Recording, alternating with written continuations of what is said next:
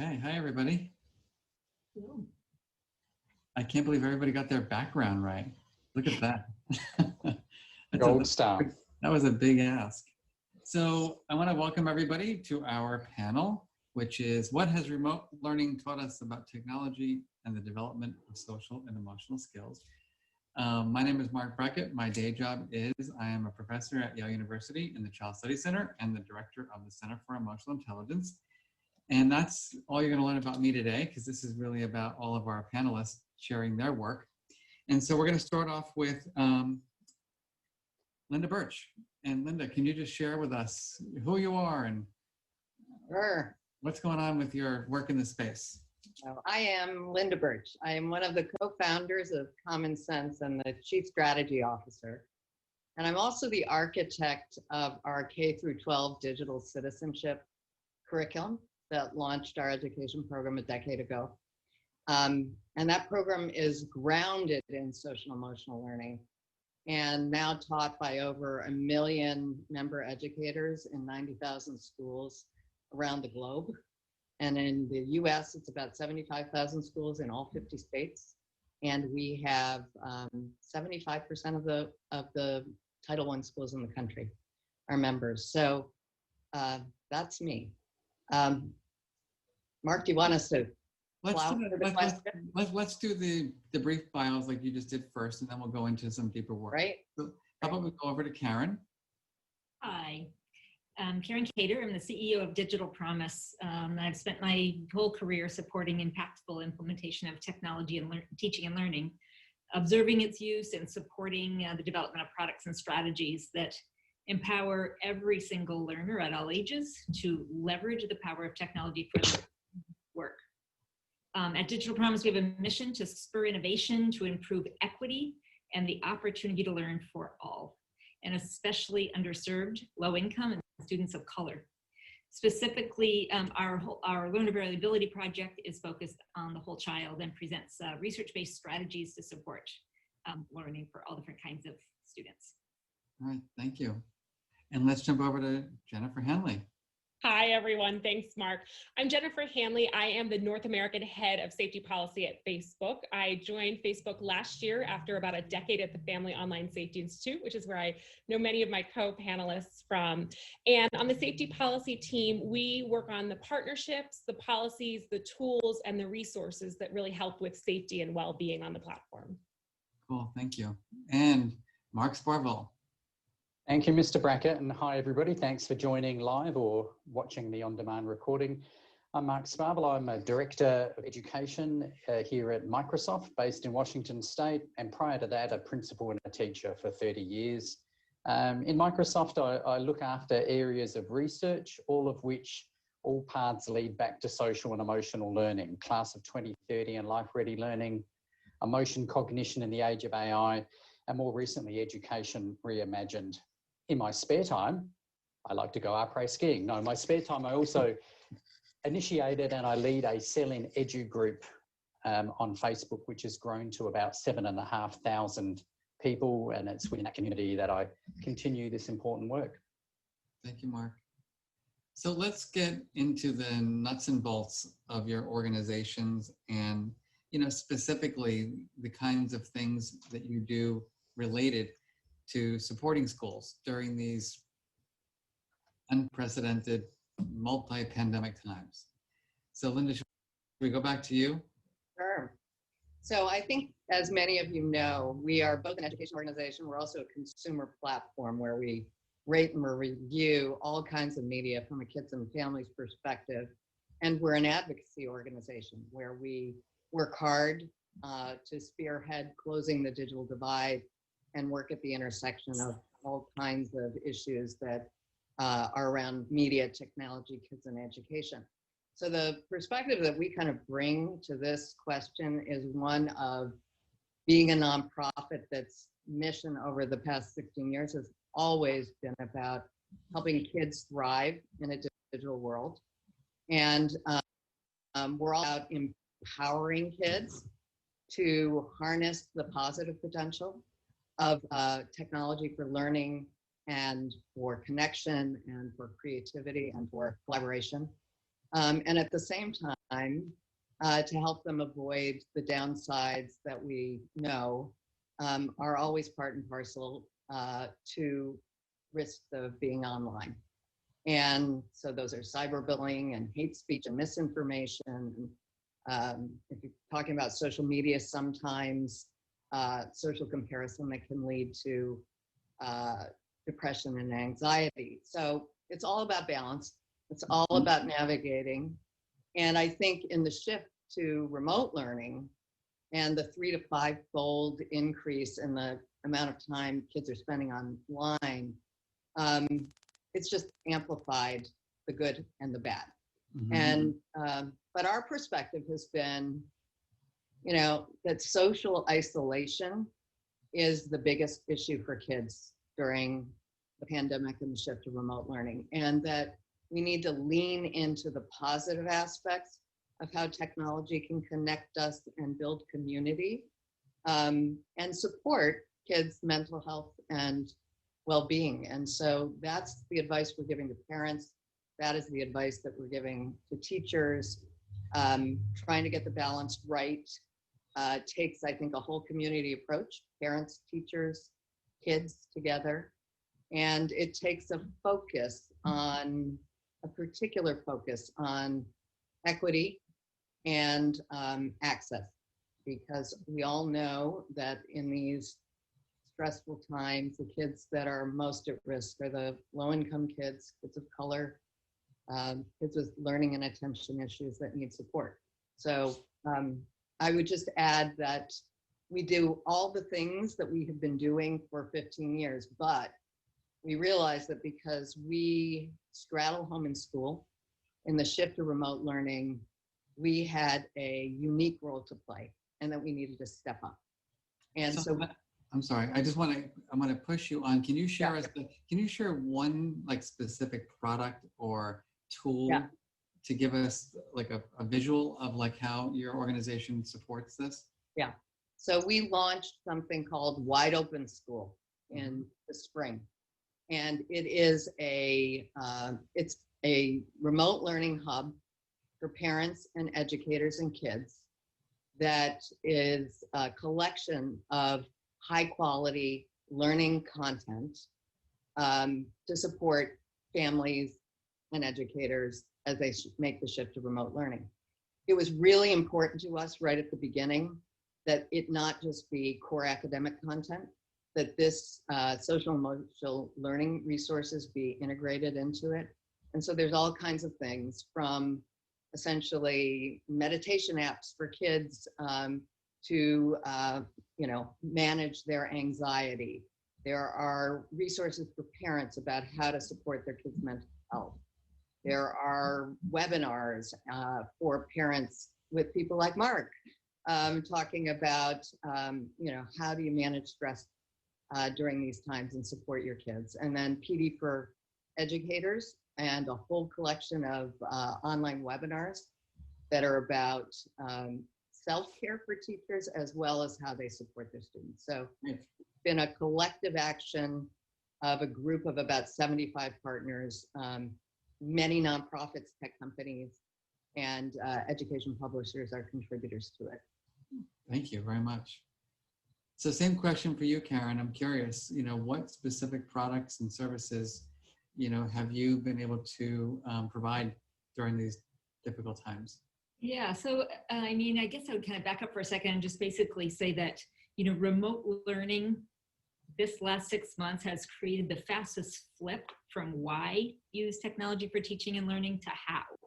The conversation has definitely changed. So in our work, we work with hundreds of schools. We have 250 middle schools that we work directly with, supporting with professional development and coaching, et cetera. We also have and technology.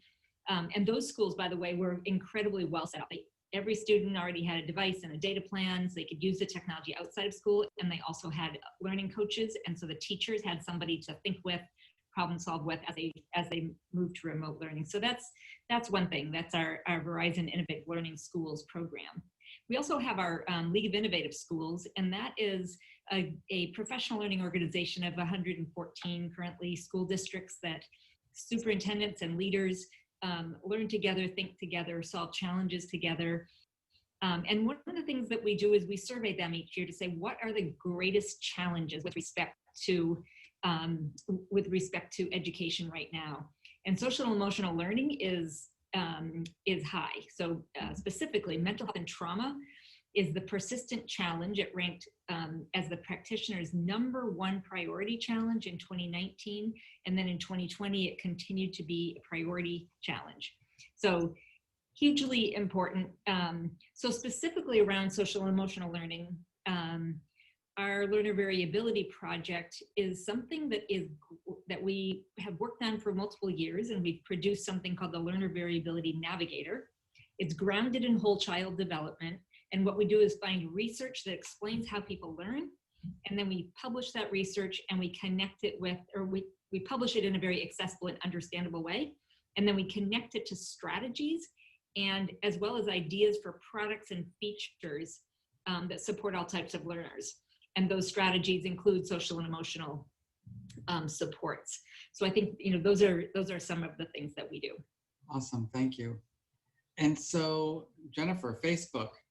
A lot of people may not think of Facebook as a place to go, to support teachers and others in well-being, but I know you're doing a lot of work in that space. So, yeah, thanks, Mark. And Linda touched on it when she was mentioning the importance right now of building community and getting that support for mental health and well-being. And we, have been doing a number of things since the pandemic began. And, we've been talking to so many people over the last few months, and we know that returning to school is really different this year for families. Just yesterday, I was doing a Facebook Live with the National PTA and hearing what they're, learning from families experiencing challenges right now. And so we've been doing a lot of Facebook Lives and discussions with groups like the Greater Good Science Center, the National Board of Certified Teachers, PTA, as I mentioned, and so many others to hear about the challenges as well as some of the great things that are also being done to help support families and educators right now. And one of the biggest things that we've done is in March, we expedited the launch of a program called Get Digital, which is Facebook's signature digital citizenship and well-being program.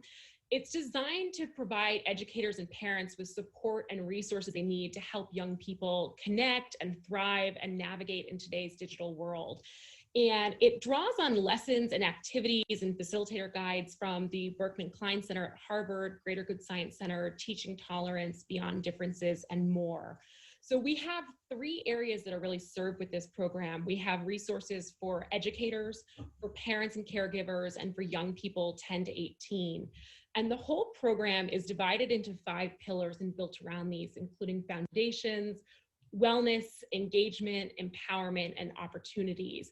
We have guides for teachers that can really help them with all of this. It's downloadable resources that they can use in the classroom, whether it's online or in person right now, to get these expert-informed resources to really help them. And an example of how this can be useful in this really challenging time is we have a well-being collection, or well-being pack, as we've been calling it, that draws on some of our wellness and empowerment pillars from the program, focuses on things like self-awareness and agency, managing stress.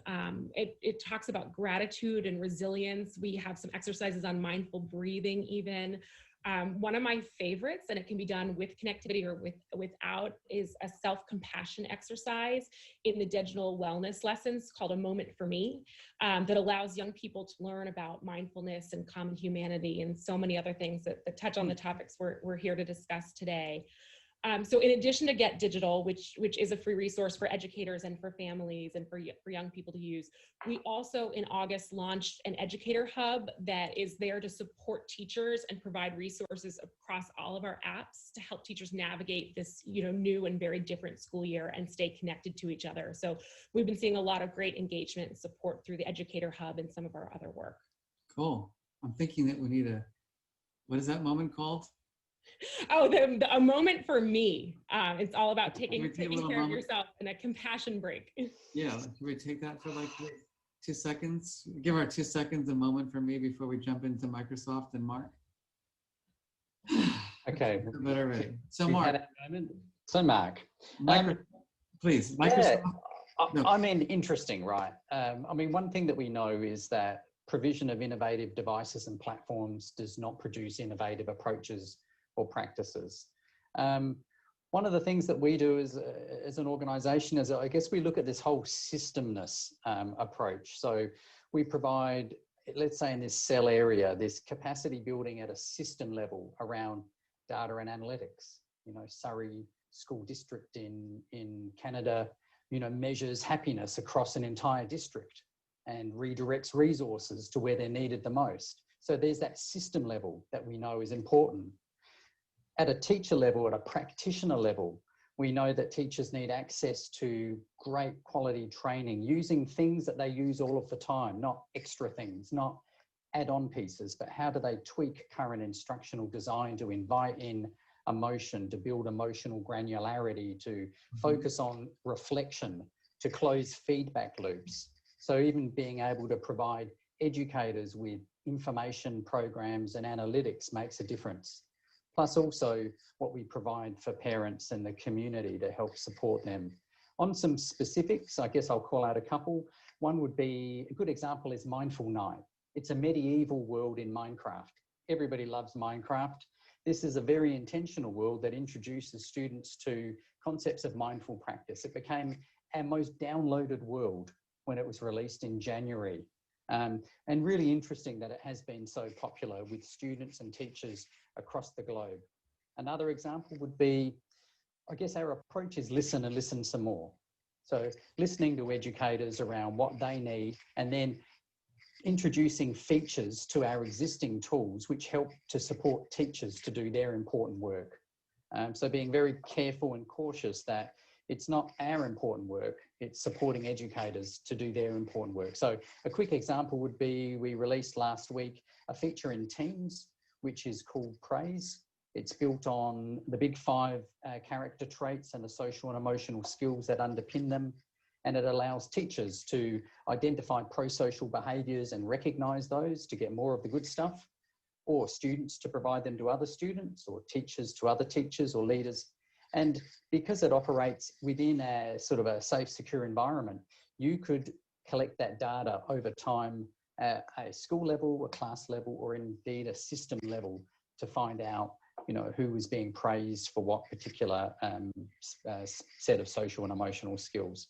So that's a couple of the things that we're working on. I would just flag the final one is really around websites and resources that we've released to support specifically the social and emotional learning needs of neurodiverse students and students with particularly from non-English speaking backgrounds through machine translation. Back to you. All right, so I think we would be in complete denial as a panel if we didn't acknowledge the fact that remote learning has some serious challenges. I can name, you know, I have a team of 60 and many of them are parents with young children, plopping their 5-year-olds in front of a computer to do a morning check-in, you know, to kids slamming their computers saying they can't take it anymore. The list goes on. So if you were, let's say you believed in getting your tarot cards read and the reader said to you, there's going to be triple pandemics in California. We're going to have racism, we're going to have a coronavirus, and we're going to have fires that's going to just change the way we operate. What would Digital Promise, what would you have done, like in terms of being, if you could be more proactive, you could have seen the future, like what's the one thing that comes to mind for you that you feel would be helpful? I mean, so many things. I mean, the truth is, like, without technology, when schools closed, students were cut off from their teachers and their peers. Yeah. So that's the first thing. I would make sure that if I was in charge, like, we're giving you all the power. Not just, so not just seeing what needed to happen, but if I could do it, I would make sure that every person in the country who wanted access could have access to the internet, right? So that's the first thing. Second thing is the device, so that everybody can actually connect back with their schools, with their teachers, with their peers. Without that, over 9 million children in the US lack internet access and they're cut off. So that's the first thing. Mm-hmm. The The second, oh, you said one thing, but one more thing. Okay, I give it to you. I would do a tremendous amount of research regarding asynchronous and synchronous digital learning, online learning. What do we know? This is an entirely new hybrid environment where students are sometimes offline, sometimes online. They may be able to get back into school a little bit, but this is an entirely new environment that we know very little about. So I would do a tremendous amount of research. What practices support engagement and persistence? How do we develop agency? Because we know, like, just being in a classroom provides some sort of incentive because they sort of have to be there. But if they don't have to be there, how do we encourage agency that students will actually start to build their own sense of learning and helping themselves? How do we support the whole child in a virtual school? How much Zoom is healthy? What product features support relationship building and safe and healthy connections? How do we construct tools and resources for particular needs of students who are stuck, you know, using these video conferencing environments that were actually mostly developed for adults? I'm actually super excited to see Microsoft is really thinking about other kinds of research-based features they can build into the Teams product. So those are some of the things. Did you say there were 9 million children in the US without access to tech approximately from your research? Well, without access to the internet. So that's different than access to a device. Right. The internet, I think, is the bigger challenge to solve because it requires kind of it's a national infrastructure challenge. Devices can be purchased by schools, purchased by families, and that's an easier challenge to solve. If I can just add to that, so there are 16 million kids in this country that don't have access either to an adequate device or adequate connectivity to really do remote learning. So, that's right. That's a subset of the total problem. Interesting. And there's a lot of billionaires that own tech companies, so they might be able to help out a little bit. There are, really quickly, I will say, the state of Mississippi has just instituted, they said that every student in the state who would like a device can have one by February 1st. Or by That's incredible. That is incredible. So that's a start. Every state needs to really kind of go down that path. So Linda, how about for you? If you had the crystal ball and you could see into the future, and what would you have created or done? Couple of things, and not surprising to you, I would have districts and states across the country recognize that emotional intelligence and digital citizenship are foundational skills, because I think the experience that we found is that the schools that already had that in place have really weathered the spring much better than others. So that's number one. I'd make it a national campaign of some sort. And then I think from the tech provider side, you know, designing virtual learning products and platforms with kids' emotional well-being in mind. So, you know, daily schedules that encourage kids to take a break and do offline and online work. I think more self-directed, engaging virtual learning for young learners so that parents can actually get some work done. And for older kids, better tools for fostering group work and collaboration. There's some good ones, but I think there's more to be done. Bite-sized SEL activities, recognizing there's little time in the day, so where can you fit it in?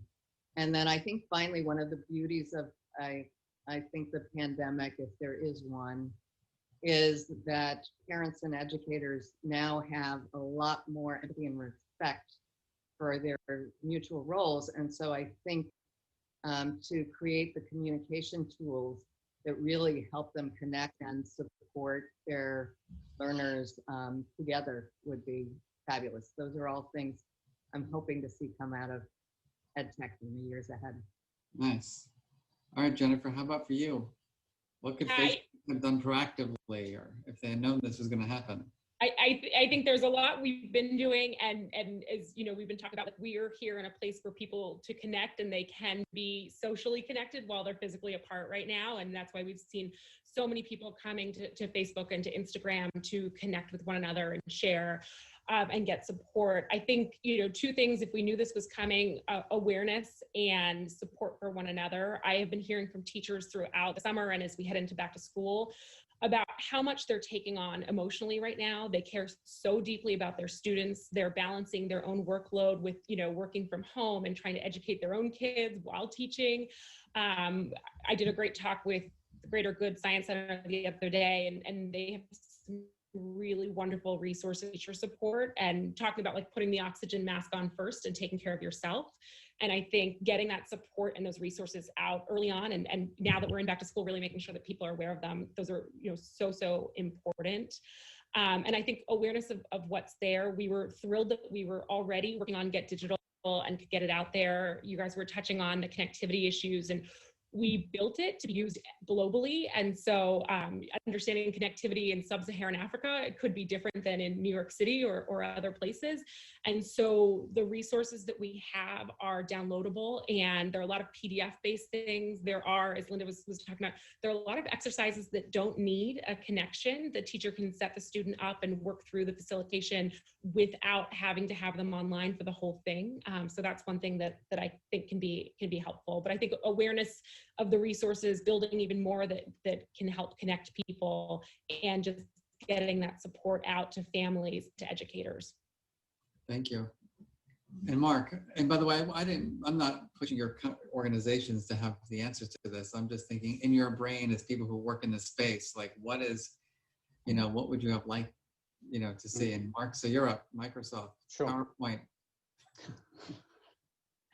It's interesting when we take that sort of crystal ball looking back notion, because there were some really large districts that have navigated the uncertainty and the turbulence pretty well. And it's been interesting to engage in research and to go out and listen to them to find out what they did beforehand, because essentially they've laid out a blueprint already around what could have happened, should have happened.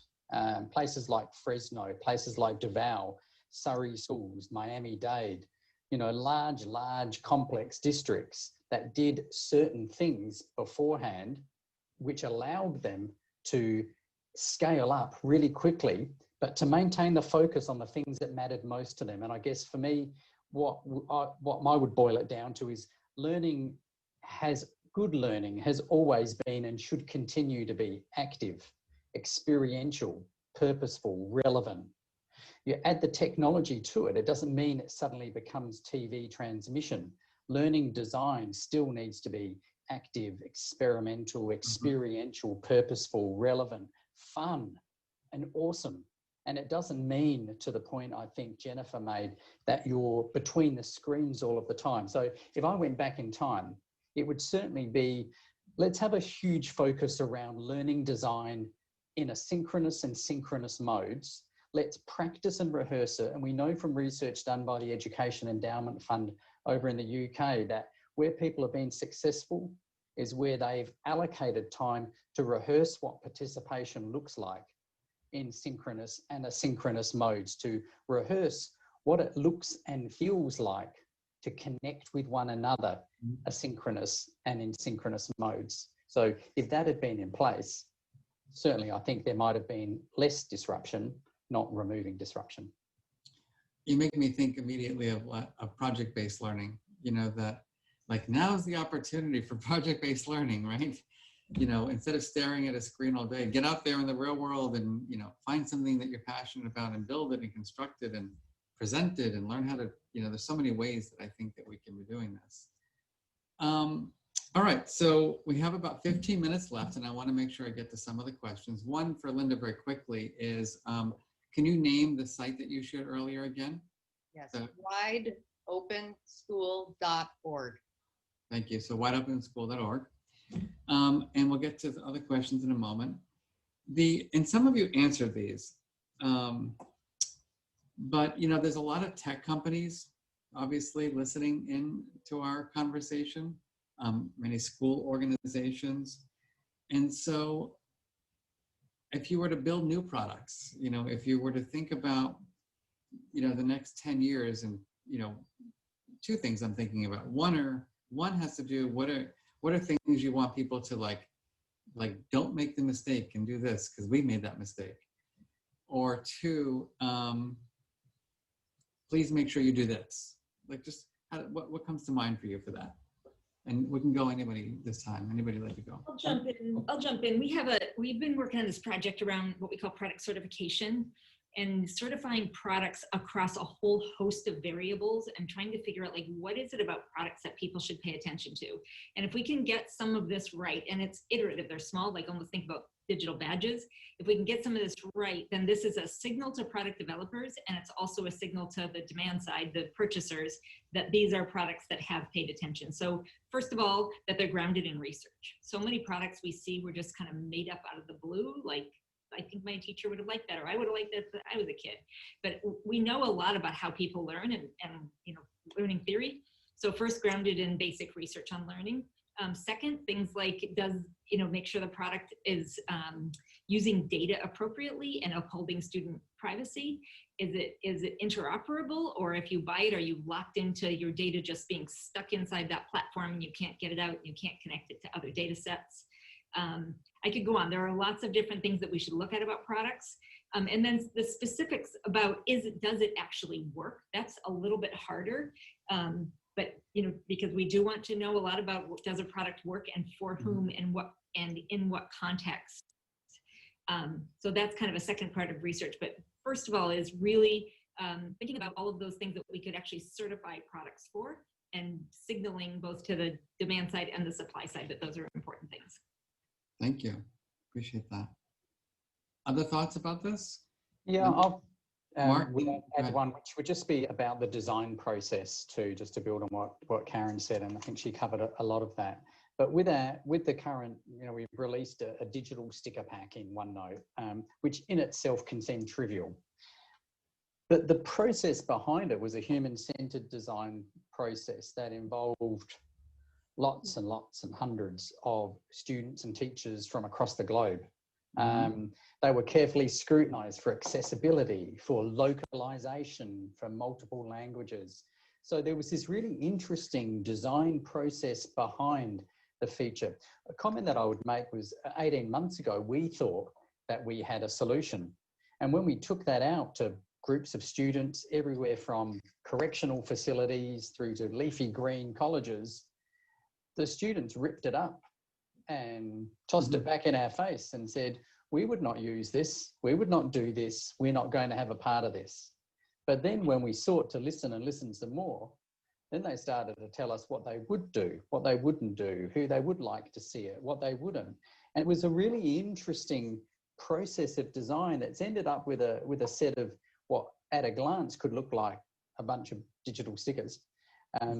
But sitting behind them has been a really interesting learning process for us about what matters most to the educators and to the students. And at the end of the day, if it's not serving a purpose to create conditions where learning can flourish, where people are feeling positive and optimistic, where people want to engage, then they're not going to succeed.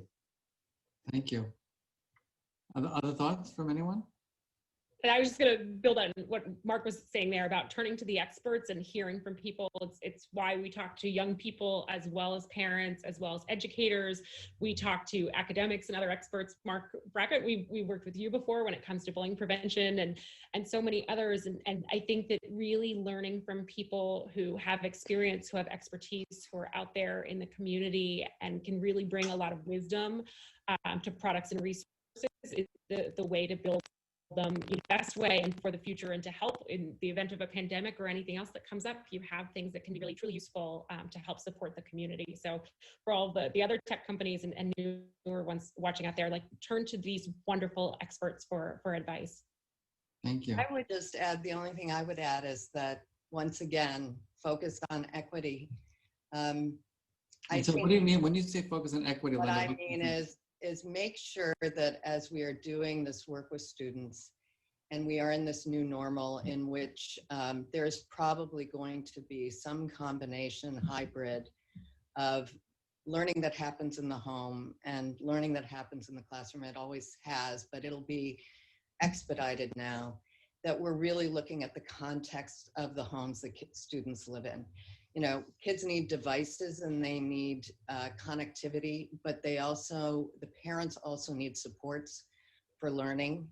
And so I think if we do deep research that looks at the differences in the context We will design products that both reflect diverse learners, as Marc was saying, but also reflect diverse families that can be partners in it all. So I think one of the most exciting things that's come out of our work with Wide Open School has been districts and states embracing it as a family engagement tool, because they want to see the research done around the context that, whether we're talking about homework help or we're talking about remote learning, it's here and it's going to continue.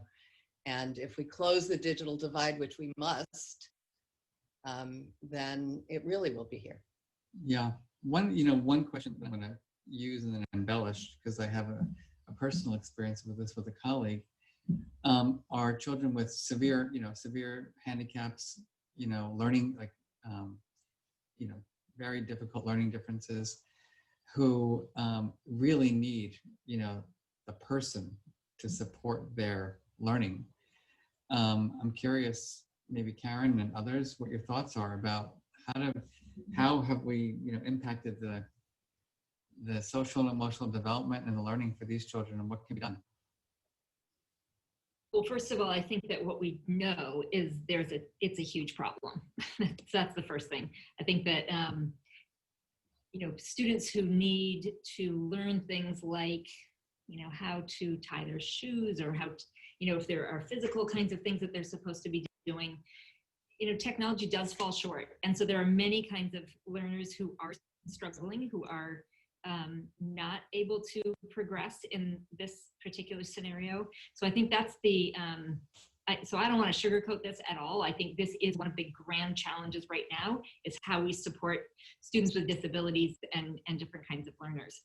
Mm-hmm. The resource that I can give folks is called Educating All Learners, and it's basically focused on during COVID-19 disaster. Like, and it's alliance of organizations who have come together to provide resources, to present resources for supporting all learners. And it's specifically for what we call complex learners, or learners with various disabilities or learning differences.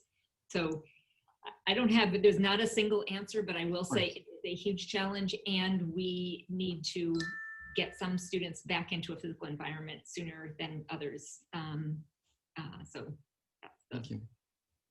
That's a good point. You can't really deliver occupational therapy that well through a Teams video call for a student, but you can deliver speech pathology quite well. Yeah. So I guess I've always been a principal of schools with disability units attached to them, and I've thought about that a lot since March, when 1.6 billion students globally had their formal education interrupted.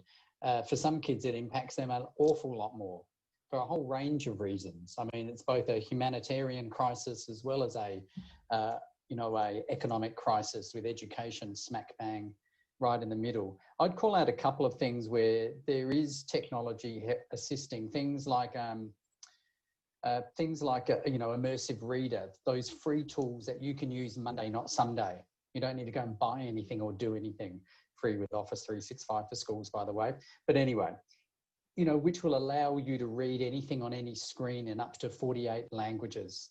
We'll give you a picture dictionary built in, so that web pages can have pictures and icons, again, translated for students on their cell phone, on their whatever device they're using.